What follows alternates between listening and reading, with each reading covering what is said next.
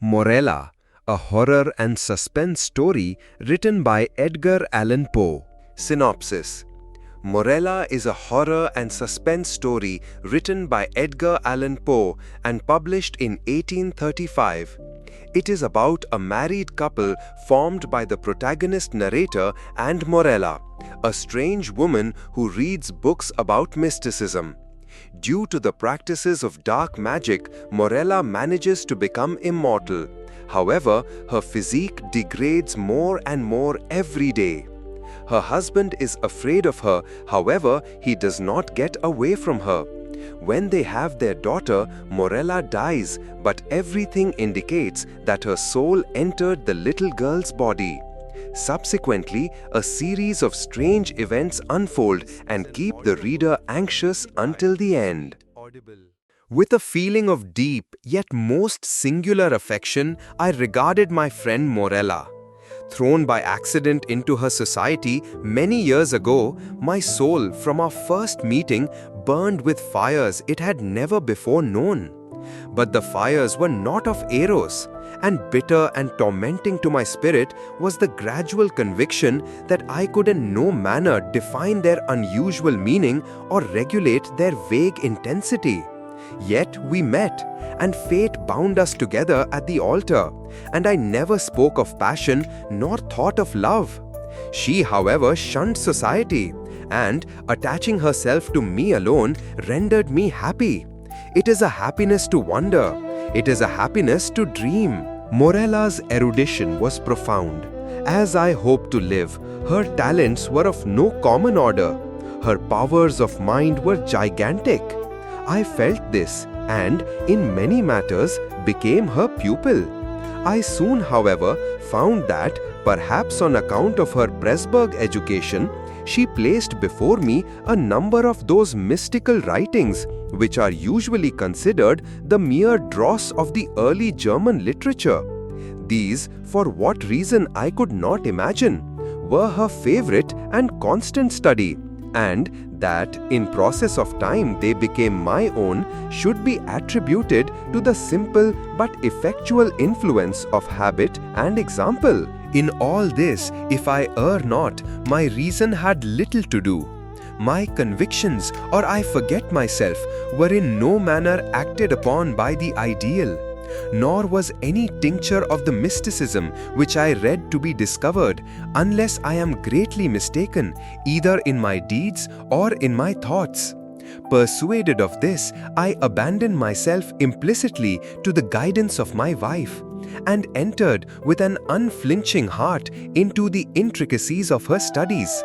And then, when poring over forbidden pages, I felt a forbidden spirit enkindling within me. Would Morella place her cold hand upon my own, and rake up from the ashes of a dead philosophy some low singular words, whose strange meaning burned themselves in upon my memory? And then, hour after hour, would I linger by her side, and dwell upon the music of her voice, until, at length, its melody was tainted with terror, and there fell a shadow upon my soul, and I grew pale and shuddered inwardly at those two unearthly tones, and thus joy suddenly faded into horror, and the most beautiful became the most hideous, as Hinnon became Gehenna. It is unnecessary to state the exact character of those disquisitions which, growing out of the volumes I have mentioned, formed for so long a time almost the sole conversation of Morella and myself.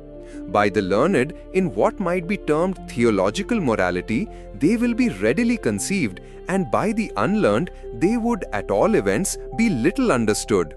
The wild pantheism of Fichte, the modified Palagianadia of the Pythagoreans, and above all, the doctrines of identity as urged by Schelling were generally the points of discussion presenting the most of beauty to the imaginative Morella. That identity, which is termed personal, Mr. Locke, I think truly defines to consist in the saneness of rational being. And since by person we understand an intelligent essence having reason, and since there is a consciousness which always accompanies thinking, it is this which makes us all to be that which we call ourselves, thereby distinguishing us from other beings that think and giving us our personal identity.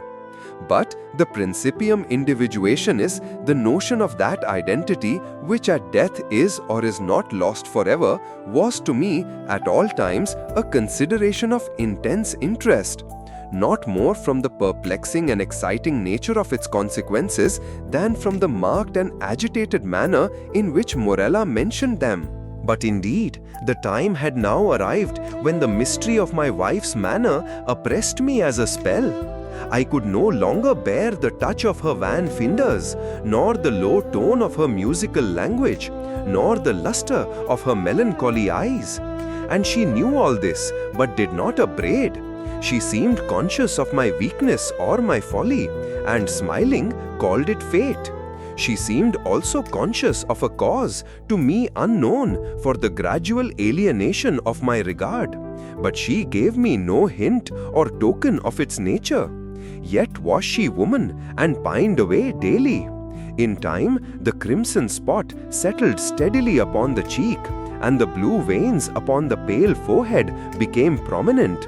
And one instant my nature melted into pity, but in next I met the glance of her meaning eyes, and then my soul sickened and became giddy with the giddiness of one who gazes downward into some dreary and unfathomable abyss. Shall I then say that I longed with an earnest and consuming desire for the moment of Morella's decease? I did. But the fragile spirit clung to its tenement of clay for many days, for many weeks and irksome months, until my tortured nerves obtained the mastery over my mind, and I grew furious through delay, and with the heart of a fiend cursed the days and the hours and the bitter moments which seemed to lengthen and lengthen as her gentle life declined, like shadows in the dying of the day. But one autumnal evening, when the winds lay still in heaven, Morella called me to her bedside. There was a dim mist over all the earth, and a warm glow upon the waters, and amid the rich October leaves of the forest, a rainbow from the firmament had surely fallen. "It is a day of days," she said as I approached, "a day of all days, either to live or die. It is a fair day for the sons of earth and life. Ah, more fair for the daughters of heaven and death." I kissed her forehead, and she continued, "I am dying, yet shall I live. Morella, the days have never been when thou couldst love me, but her whom in life thou didst abhor, in death thou shalt adore.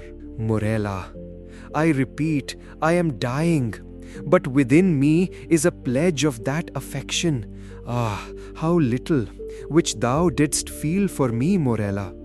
And when my spirit departs, shall the child live, thy child and mine, Morella's. But thy days shall be days of sorrow, that sorrow which is the most lasting of impressions, as the cypress is the most enduring of trees. For the hours of thy happiness are over, and joy is not gathered twice in a life, as the roses of Paestum twice in a year. Thou shalt no longer then play the Teian with time, but, being ignorant of the myrtle and the vine, thou shalt bear about with thee thy shroud on the earth, as do the Muslim at Makkah. Morella, I cried, Morella, how knowest thou this? But she turned away her face upon the pillow, and a slight tremor coming over her limbs, she thus died, and I heard her voice no more. Yet, as she had foretold, her child, to which in dying she had given birth, which breathed not until the mother breathed no more, her child, a daughter, lived. And she grew strangely in stature and intellect, and was the perfect resemblance of her who had departed. and I loved her with a love more fervent than I had believed it possible to feel for any denizen of earth. But ere long, the heaven of this pure affection became darkened, and gloom and horror and grief swept over it in clouds. I said the child grew strangely in stature and intelligence. Strange indeed was her rapid increase in bodily size. But terrible, oh terrible, were the tumultuous thoughts which crowded upon me while watching the development of her mental being. Could it be otherwise when I daily discovered in the conceptions of the child the adult powers and faculties of the woman? When the lessons of experience fell from the lips of infancy, and when the wisdom or the passions of maturity I found hourly gleaming from its full and speculative eye? When, I say, all this became evident to my appalled senses, when I could no longer hide it from my soul, nor throw it off from those perceptions which trembled to receive it, is it to be wondered at that suspicions of a nature fearful and exciting crept in upon my spirit? Or that my thoughts fell back aghast upon the wild tales and thrilling theories of the entombed Morella? I snatched from the scrutiny of the world a being whom destiny compelled me to adore, and in the rigorous seclusion of my home watched with an anguishing anxiety over all which concerned the beloved. And as years rolled away, and I gazed day after day upon her holy and mild and eloquent face, and pored over her maturing form, day after day did I discover new points of resemblance in the child to her mother, the melancholy and the dead. And hourly grew darker these shadows of similitude, and more full, and more definite, and more perplexing, and more hideously terrible in their aspect. For that her smile was like her mother's I could bear, but then I shuddered at its too perfect identity. That her eyes were like Morella's I could endure, but then they too often looked down into the depths of my soul with Morella's own intense and bewildering meaning. And in the contour of the high forehead, and in the ringlets of the silken hair, and in the worn fingers which buried themselves therein, and in the sad musical tones of her speech, and above all, oh above all, in the phrases and expressions of the dead on the lips of the loved and the living, I found food for consuming thought and horror, for a worm that would not die. Thus passed away 2 lustra of her life, and as yet my daughter remained nameless upon the earth. My child and my love were the designations usually prompted by a father's affection, and the rigid seclusion of her days precluded all other intercourse. Morella's name died with her at her death. Of the mother, I had never spoken to the daughter. It was impossible to speak. Indeed, during the brief period of her existence, the latter had received no impressions from the outward world, save such as might have been afforded by the narrow limits of her privacy. But at length, the ceremony of baptism presented to my mind, in its unnerved and agitated condition, a present deliverance from the terrors of my destiny. And at the baptismal font, I hesitated for a name, and many titles of the wise and beautiful, of old and modern times, of my own and foreign lands, came thronging to my lips, with many, many fair titles of the gentle and the happy and the good. What prompted me then to disturb the memory of the buried dead? What demon urged me to breathe that sound, which in its very recollection was wont to make ebb the purple blood in torrents from the temples to the heart? What fiend spoke from the recesses of my soul, when, amid those dim aisles and in the silence of the night, I whispered within the ears of the holy man the syllables, Morella? What more than fiend convulsed the features of my child, and overspread them with hues of death, as starting at that scarcely audible sound, she turned her glassy eyes from the earth to heaven, and falling prostrate on the black slabs of our ancestral vault, responded, I am here. Distinct, coldly, calmly distinct, fell those few simple sounds within my ear, and thence, like molten lead, rolled hissingly into my brain. Years may pass away, but the memory of that epoch never. Nor was I indeed ignorant of the flowers and the wine, but the hemlock and the cypress overshadowed me night and day. and I kept no reckoning of time or place, and the stars of my fate faded from heaven. And therefore the earth grew dark, and its figures passed by me like flitting shadows, and among them all I beheld only Morella. The winds of the firmament breathed but one sound within my ears, and the ripples upon the sea murmured evermore, Morella.